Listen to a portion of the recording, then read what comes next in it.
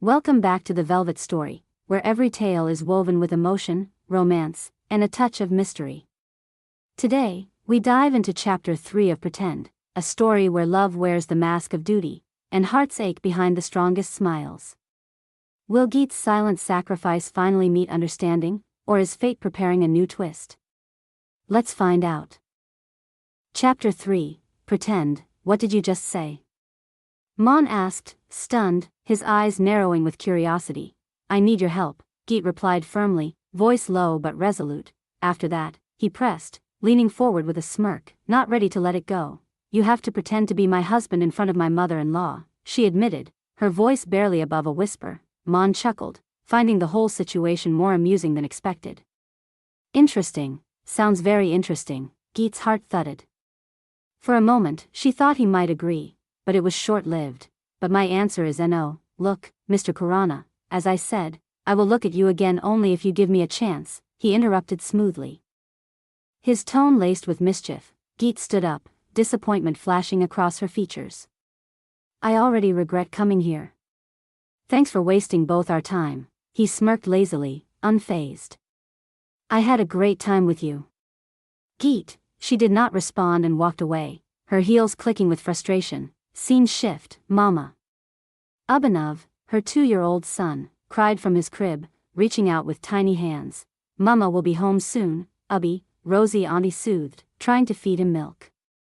But the little boy cried harder, his small fists clenching her dupatta tightly, searching for comfort. Scene shift, another tear of helplessness escaped Geet's eyes as she leaned her head against the steering wheel.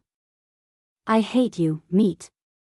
I hate you so much, she whispered, her voice trembling. Actually, Geet, Mrs. Rathore, Mr. Khurana, she corrected coldly before he could finish. Maan smirked to himself. She was like red chili, burning on the tongue, but addictive.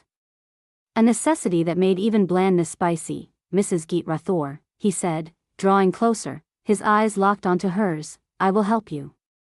But what do I get in return? Without turning around, she replied, her voice composed. My company will work for you. We won't charge a single penny. Sounds even more interesting, he said, stepping even closer. So, deal? She turned, a flicker of hope in her eyes, uncertainty masked behind confidence. Geet, Geet, Geet. I never mix business with pleasure, he whispered near her ear, his voice teasing. Geet stepped back, brows furrowed. Mr. Khurana, come to the point. Why are you in such a hurry? We have the whole night, he said playfully, pulling her slightly toward him. Warning, Maan is playful and cheeky by nature. His character is bold but not malicious. He's free-spirited, not toxic. What do you mean? She stammered, trying to push him away. He leaned in, almost brushing her hair. You still do not get me. Geet, he whispered huskily, panic shot through her. She shoved him back with force and ran toward her car. Maan caught her wrist gently, stopping her. Geet, I was just kidding. Tell me when and where, she glared at his hand holding hers. He released her wrist immediately. Mr. Khurana, I will send the time and address. But remember this, do not ever touch me again. Not even in jest, she warned firmly. He raised his brows, amused. Piping hot chili, he muttered with a smirk.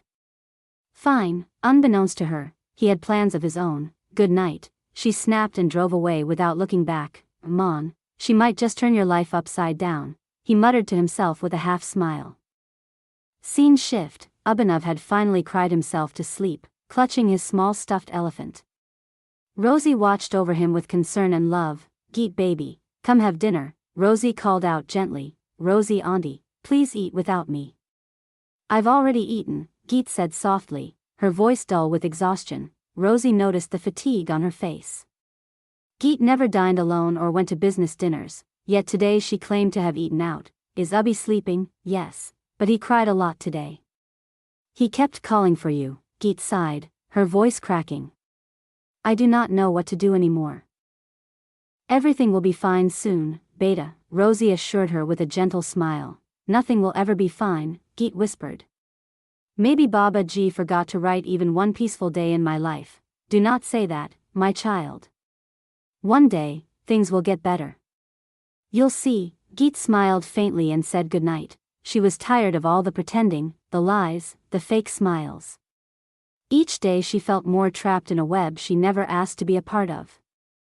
Her soul yearned for freedom, her heart cried for rest. She checked on Abhi, who was sleeping peacefully, his small chest rising and falling gently. She finally went to bed herself, haunted by the same question: when would she get to live her life, free and unbound? Morning, 5 a.m., Geet typed a message to Maan. Come meet me at ABC Hospital before 9 a.m. She did not care if he was asleep. This matter was urgent. She showered, dressed, and rushed to the hospital, her heart pounding with anxiety. Mira, sorry I could not come yesterday, she said as soon as she arrived. Geet, you do not have to come every day. You're doing more than enough. How is she? Still the same. She only asks about meat. Geet nodded. Mira and Geet had been classmates from grade 1 to 12, both pursuing science, physics, chemistry, biology, and maths, before parting ways. Geet pursued architecture, while Mira became a doctor. Geet entered the room. Mummy G. When will meat come, Geet? He was resting, Mummy G. But today he will come to see you, she said gently, her heart aching with the lie. Geet had once broken the news of Meat's death to his mother, but the shock had driven her into denial. Since then, she lay bedridden, unable to accept reality. Mira had advised Geet to continue pretending. It had been 6 months. Abhinav was now almost 2 years old. Rosie had taken care of him, but sometimes the child cried for Geet. For him, Geet was his mother, no one else. Geet offered fruits to Meat's mother, but she turned her face away. Mummy G, if you do not eat, do not blame me when Meat scolds you. Still, she refused. Another tear slipped down her cheek. Mom, why are not you eating properly? The sudden voice stunned both women. Geet froze. Meat? Anupama whispered, her voice trembling, eyes wide with disbelief. Yes, Mom, Maan said gently, taking the juice and feeding it to her. Why are you troubling Geet? Why did not you come earlier? She asked, almost childlike. Mummy G, I told you he was busy with work. Geet jumped in, trying to preserve the illusion. He played along smoothly. Do not worry, Mom. I'm here now. I knew my meat would never forget me. Of course not, Mom. Never, Geet quietly stepped out, watching from a distance as the scene unfolded. Tears welled in her eyes, but this time they carried a bittersweet hope. Mira walked over, equally stunned. Geet, is that really meat? Geet wiped her tears, forcing herself to smile. No, Mira. He's Maan Singh Khurana. Mira stared at her in disbelief, her mind struggling to catch up with her heart. To be continued. Thank you for watching Chapter 3 of Pretend, only on The Velvet Story.